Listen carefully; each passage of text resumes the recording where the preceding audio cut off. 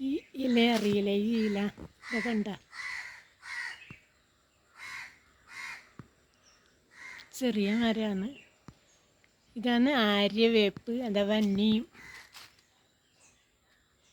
ഇത് ഈ പച്ചക്കറികളെല്ലാം പൂക്കുന്ന സമയത്ത് ഇത് സമൂലം വേണമെങ്കിൽ അരക്കാ, തോല്, തണ്ട്, പൂവ്, വേരൊന്നും നമുക്കിപ്പോൾ എടുക്കാൻ പറ്റില്ലല്ലോ, എല്ലാം ഔഷധത്തിന് ഉപയോഗിക്കുന്നതാണ്.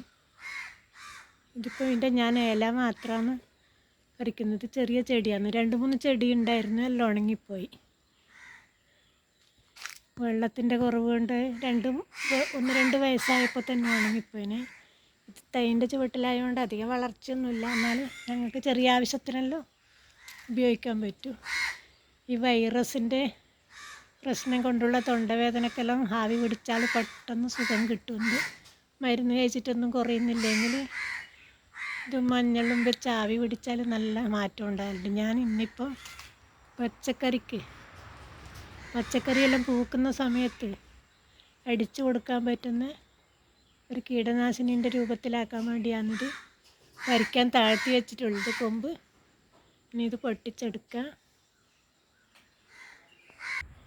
ഈ ആര്യവേപ്പ് അഥവാ നീം ഞാനിവിടെ പറിച്ച് വെച്ചിട്ടുണ്ട്. അതിൻ്റെ ഒരു 3 ഇരട്ടി ശീമക്കൊന്നേൻ്റെ ഇലയും എടുത്തിട്ടുണ്ട്. ഇതിന് ഞാൻ മിക്സിയിൽ നന്നായിട്ട് അരക്കുന്നു. ഇപ്പം തന്നെ ഉപയോഗിക്കുന്നുണ്ട്. മിക്സിയിലൊന്ന് അരച്ചിട്ടെടുക്കലാണ്. ഇല തറച്ചെടുത്താൽ പെട്ടെന്ന് അരച്ചെടുക്കാം.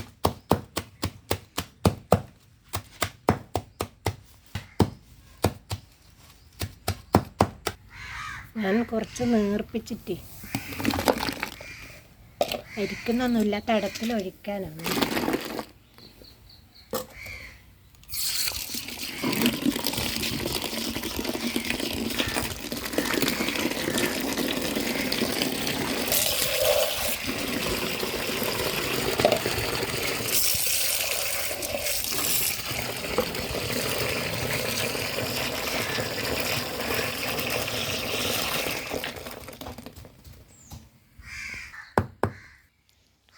നേർപ്പിച്ചത് ഈ കേബേജിന് ഞാൻ കുറച്ച് ഒഴിച്ച് കൊടുക്കലാണ്.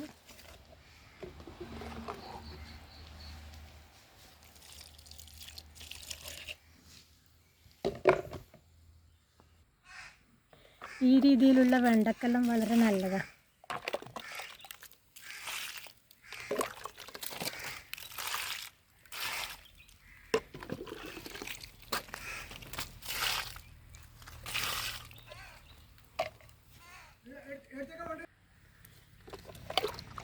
ഇതന്നെ ഞാനുണ്ടല്ലോ, മുസമ്പി ചെടിയും ഈ മാസം എല്ലാ ചെടികളും നന്നായിട്ട് തളിര് വരുന്ന സമയമുണ്ടോ. കൈ തടത്തിലയക്കുന്നു. ഇലക്കൊന്നും ഞാനിപ്പോൾ ഒന്നും ചെയ്യുന്നില്ല. ഇതിൽ ചെറിയ വെണ്ടച്ചെടി കാണുന്നത് ഞാൻ മാറ്റി നട്ടതാണ്. മാറ്റി നട്ടിട്ട് ഒരു ദിവസം വെള്ളമൊഴിക്കാൻ പറ്റിയിട്ടില്ല, അപ്പോൾ അത് ഉണങ്ങാനായിപ്പോയി. പിന്നെ അതിന് മറ്റേതിൻ്റെ വളർച്ച കിട്ടിയില്ല. വേരെല്ലാം ഒന്ന് ശരിയായി വരണ്ടേ, അല്ലാതെ നല്ല വളർച്ചയുണ്ട്, നല്ല പൂക്കാനായി നിൽക്കുന്നുണ്ട്. ഒന്ന് രണ്ടെണ്ണം പൂത്തു.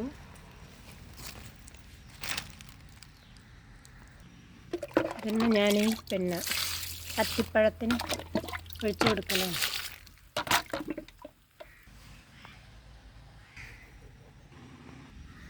വീട്ടുപറമ്പിൽ പച്ചക്കറി നടുന്നവർക്ക് ഈ വീഡിയോ ഉപകാരപ്പെടുമെന്ന് കരുതുന്നു. വേറൊരു നല്ല വീഡിയോയുമായി പെട്ടെന്ന് തന്നെ വരുന്നതാണ്. ഇഷ്ടപ്പെട്ടാൽ കമൻസിലൂടെ അറിയിക്കണം.